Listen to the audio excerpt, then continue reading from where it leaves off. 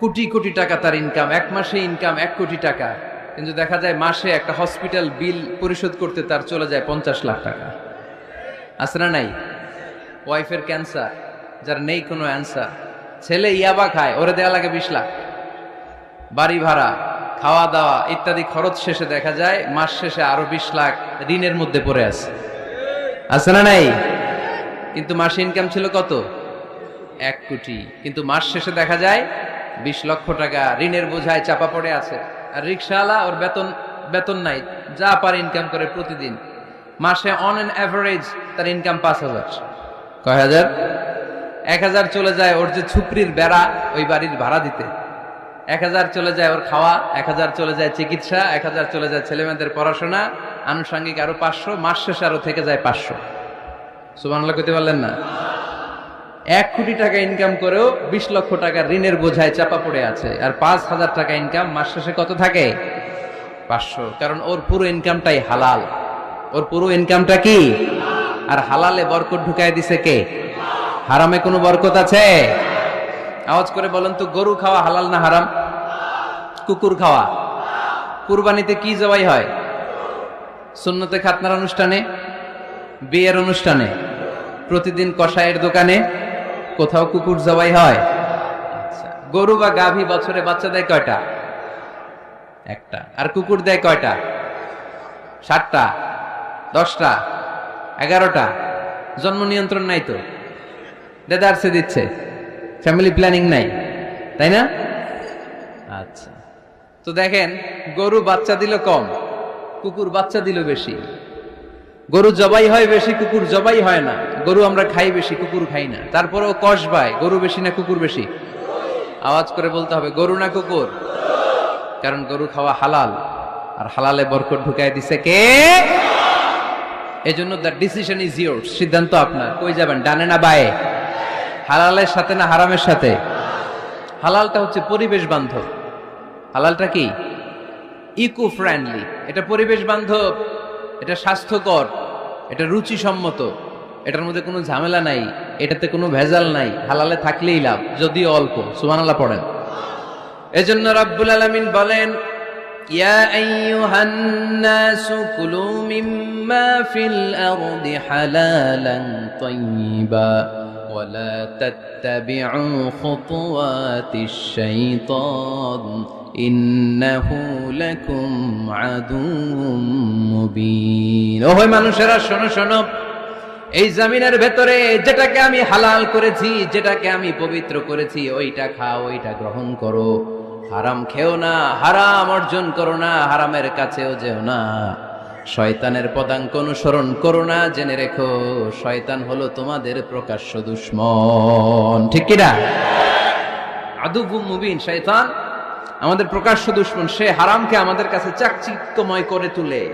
সে বুঝাতে চায় হারামের মধ্যে আরাম, আসলে হারামে আরাম আছে, হালালের মধ্যে বরকত। এজন্য আমরা সবসময় হালাল অবলম্বন করব। রাজি আছেন তো? কিন্তু আমরা যদি আমাদেরকে প্রশ্ন করি, আমাদের ব্যবসায়, আমাদের চাকরিতে, আমাদের লাইফ লিডিং সিস্টেমে আমরা কি শুধু হালাল খাই? কি খাই?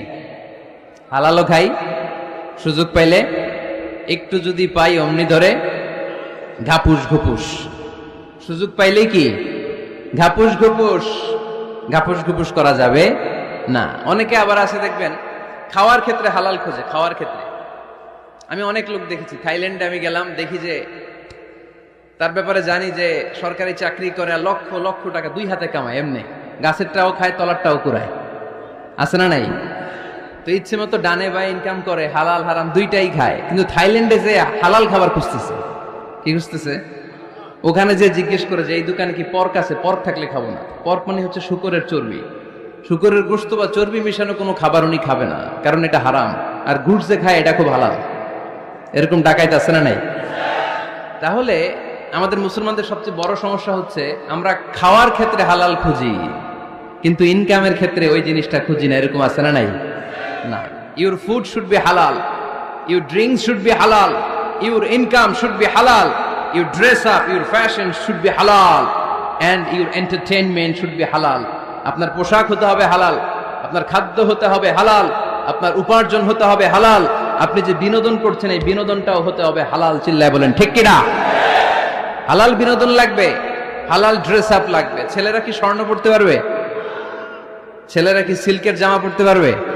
আমরা সিল্কের জামা পড়ি না, এটা আমাদের জন্য হারাম করেছে কে?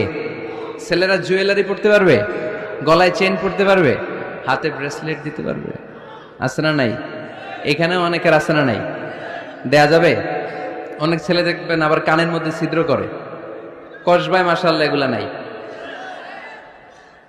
আমি বাঁচায় দেওয়ার জন্য কইলাম নাই, আবার ওরা কয় আছে। আছে আছে না, এগুলো করা যাবে? দাড়িতে চুলে কালো রং দেয়া যাবে? এটা ধোঁকাবাজি। এটা কি? মান গাশশানা ফালাইসা মিন্না। আল্লাহর হাবিব সাল্লাল্লাহু আলাইহি ওয়াসাল্লাম বললেন, the person who deceives us he is not among আস।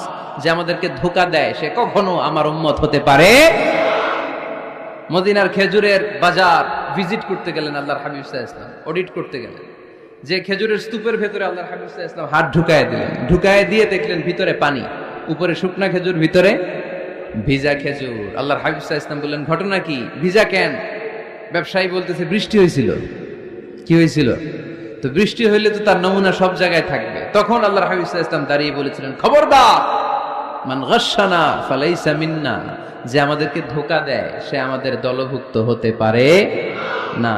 এজন্য আমরা যেন কাউরে ধোঁকা না দেই, আমরা যেন হারামের সাথে সম্পর্ক জুড়ে না দেই। আমাদের সম্পর্ক হবে হালালের সাথে। চিল্লায় বলতে হবে কিসের সাথে? আজকের মাহফিলটা তখনই সার্থক হবে যখন এই কথাগুলো শুনে আমরা এই সিদ্ধান্তে উপনীত হতে পারবো যে আমার ফুড, আমার ড্রিঙ্কস, আমার ইনকাম, আমার ড্রেস আপ, আমার এন্টারটেইনমেন্ট, আমার সবকিছু হালাল দিয়ে আমি সাজাবো। আমার জীবনটাকে আমি হালাল দিয়ে সাজাবো। রাজি আছি না নাই? সব হালাল হইতাম। নারীদের ফ্যাশন, অনেক নারীরা ফ্যাশন সচেতন। খবরদার, নারীরা টাইট ফিটিং পোশাক পরতে পারবে না। পারবে? পাতলা পোশাক পরতে পারবে না। তারা নিজেদেরকে আবৃত করে রাখতে হবে। টাইট ফিটিং পোশাক পরতে পারবে না, অন্য ধর্মের পোশাক পরতে পারবে না, পর চুলা লাগাতে পারবে না। এই ফোর কর্নার্স, এই বর্ডার গুলো মেনে নারী যে কোনো ধরনের ফ্যাশন নিতে পারে। এই ফ্যাশনগুলোকে বৈধ করেছে কে? এজন্য রাব্বুল আলামিন বলেন, ইয়া আইয়ুহান নাসু কুলু মিম্মা ফিল আরদি হালালান তাইয়্যিবা ওয়া লা তাত্তাবিউ খুতুওয়াতিশ শাইতান ইন্নাহু লাকুম আদুউম মুবিন। সুবহানাল্লাহ পড়েন। ওহে মানুষেরা, এই জমিনে যেটা পবিত্র আর হালাল বলে আমি ঘোষণা দিয়েছি সেটা খাও, কারণ সেটাতেই বরকত। আর শয়তানের পদাঙ্ক অনুসরণ করো না, কারণ শয়তান তোমাদের প্রকাশ্য শত্রু। কথাটা বলেছেন কে? তাহলে আমরা হালালের পক্ষে না বিপক্ষে? এই আপনাদের গলার আওয়াজ। হালালের পক্ষে না বিপক্ষে? হারামের পক্ষে না বিপক্ষে? আমরা আমাদের জীবনটা হালাল দিয়ে সাজাতে চাই কি চাই না? কারণ হালালে বরকত ঢুকাই দিছে কে? কিভাবে আপনার জীবনের প্রতিটি অঙ্গনকে হালাল দিয়ে সাজাবেন? কিভাবে এই হারাম থেকে বেঁচে থাকবেন? এর কিছু মূলনীতি আছে, some principles, you have to follow it. এই প্রিন্সিপালগুলো যদি খেয়াল করেন তাহলে হালাল দিয়ে জীবন সাজানো সহজ। আর এই প্রিন্সিপালে, মূলনীতিতে যদি ভেজাল লাগাই দেন তাহলে সব জায়গায় ভেজাল আছে না নাই? আজকে এই চমৎকার দুপুরে আমরা হালাল হারামের মূলনীতির ব্যাপারে কয়েকটি কথা শুনে বিদায় নিব ইনশাআল্লাহ। পড়েন। হালাল এবং হারামের প্রথম মূলনীতি হচ্ছে আল আসলু ফিল আশিয়াই আল ইবাহা। মূলত সব কিছু পৃথিবীতে যা দেখি, যা পাওয়া যায়, খাবার দাবার যাই হোক না কেন, মৌলিকভাবে সবকিছু হালাল। যুবক ছেলেরা বুঝে যাও, কান দুটো খরগোশের কানের মতো খাড়া কর। আমি সহজ করে বুঝাবার চেষ্টা করব, যদিও সহজ করে বুঝানো সহজ না। সহজ করে কইতে আমায় কহজে, সহজ করে যায় না কওয়া সহজে, ঠিক কিনা? তারপর আমি চেষ্টা করছি সহজ করে বুঝানোর। খুব সহজ। আর দিন ও ইউসরুন লা উসরা ফি। দিন সহজ, এর মধ্যে কাঠিন্যতা নাই। মন জয় করার 4টা বাক্য আল্লাহর হাবিব সাল্লাল্লাহু আলাইহি ওয়াসাল্লাম আমাদেরকে শিখিয়ে গিয়েছেন। বাশিরু ওয়ালা তুনাফিরু, ইয়াসিরু ওয়ালা তুআসিরু। সহজ করে উপস্থাপন করো, কঠিন করো না।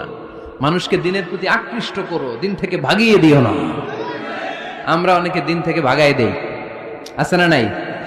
এক ছেলে হিন্দু হইছে, হিন্দু থেকে মুসলমান হইছে। আগে ছিল হিন্দু, এখন দেখে এই ছেলেরা কি সুন্নি মুসলমান বানাবে, না ওয়াহাবি বানাবে, না আহলে হাদিস বানাবে, না হানাফি বানাবে, এই নিয়ে কিলাকিলি আছে না নাই? কি বিপদ! সে আগে হিন্দু আসছিলাম, এটাই তো ভালো আছিল।